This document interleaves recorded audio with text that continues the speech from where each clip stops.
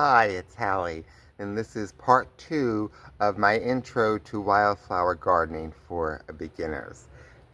Last video I talked about going out into your property and discerning what wildflowers and herbs are already growing there, and then deciding to encourage them or not if they're a species that's too invasive or not serving an ecological function.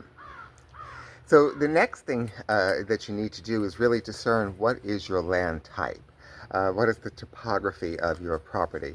That will impact your decisions, your planning, which is the next step, as to how you're going to go about creating your garden or your section of your property that you're going to kind of let to go wild. For instance, here we are on a slope.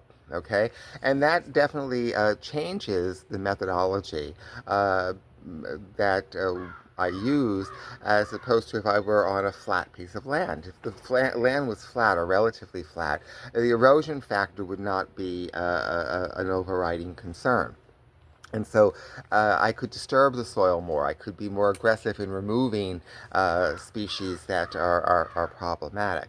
But because we are on a slope, I have to take the erosion factor into consideration quite seriously.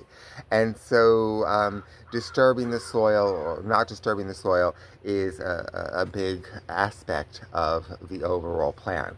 So it's really important to know what your land type is and to set your plan in accordance with that.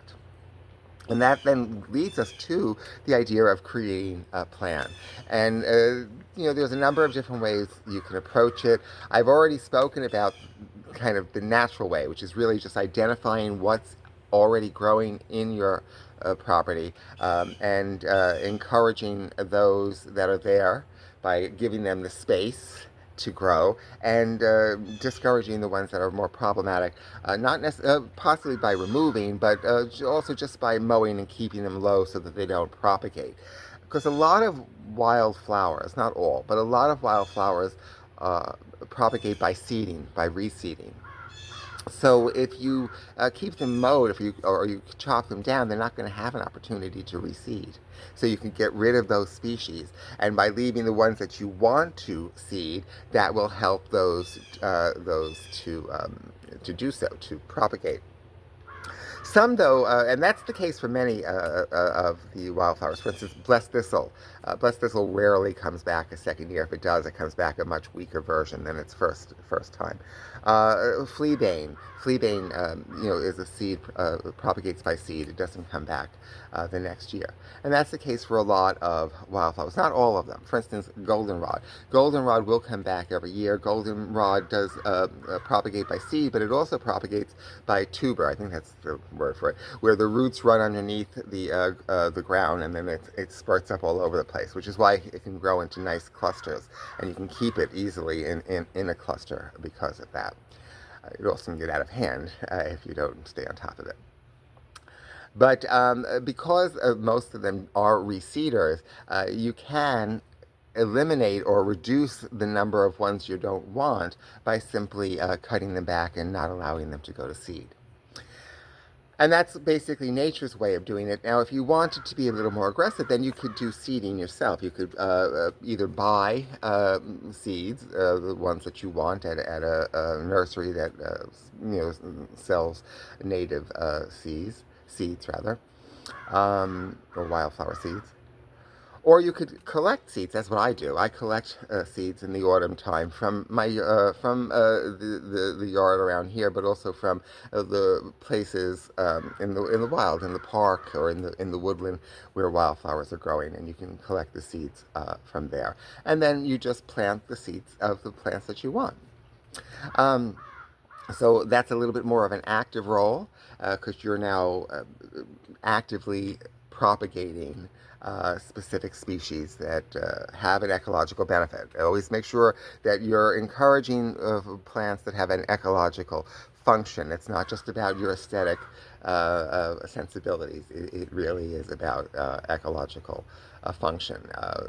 Part of wildflower gardening really is, or should be, at least in my mind, about healing the earth and being part of the solution and not part of the problem.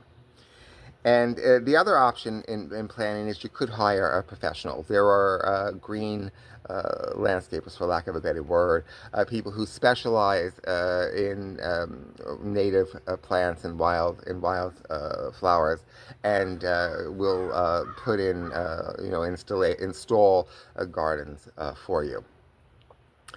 They tend to be very expensive. So if you have the money for that, then that's a great option. But if you don't, the other two options that I just said, either just being very passive and allowing nature to unfold and through pruning and mowing, allowing the propagation of those you want, and discouraging the ones you don't, or through a more active role of actually doing seeding or planting little plants. Of the type, the varieties or species of wildflowers that you want to encourage. But whichever plan you decide is, has a lot to do with your energy level, your pocketbook, and whether you choose whatever one of those plans you choose, you can have a beautiful wildflower garden. I think one of the key things, though, is you have to understand is you have to be a bit patient. It's not going to happen overnight. Even if you reseed, like sometimes you see people will say they put in a meadow and they've cleared out everything that's there, and they've thrown all these seeds, and it's just great. It doesn't generally work that way, and a lot of those seeds that they may be planting may not be actually indigenous to the area, may not come back the next year if they're not, if they're for a particular climate, if they're for a dry, arid climate, even you live in the moist mountains, it's not going to be surprising that they don't do well or they don't come back. So you need to be patient and allow nature to unfold, and each year it will get better and more beautiful and more alive. Yes. So I hope that these little intro videos have been helpful. And if you would, hit the like button and subscribe if you haven't.